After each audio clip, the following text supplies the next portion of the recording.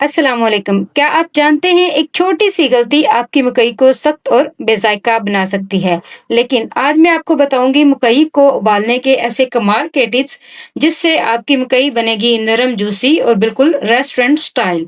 तो सबसे पहले मकई को बॉयल करने के लिए आपने ये देखना है कि जो मकई आप बॉयल करें वो बिल्कुल ताज़ा हो और इसका ऊपर वाला छिलका जो होता है वो आपने उतार देना है और एक सिंगल लेयर के साथ इसे छोड़ देना है।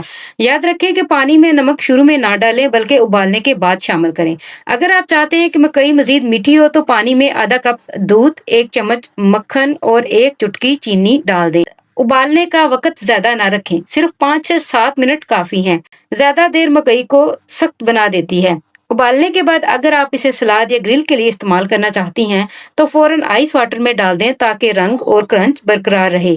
मजीद जायके के लिए आप पानी में लहसुन, तेजपात, पुदीना या धनिया डाल सकती हैं। और अगर अलग फ्लेवर चाहिए तो चिकन यखनी में उबाल कर देखें। चंद कतरे लीमू और 1 चुटकी हल्दी या पत्तों समेत उबालने से जायका और भी निखर जाएगा। और अगर आपकी मकई को छोटे टुकड़ों में काट कर भाप में पकाते हैं तो मकई बनेगी नरम, जूसी और मजेदार। तो ये थे मकई को बॉयल करने के ज़बरदस्त और कमाल के टिप्स।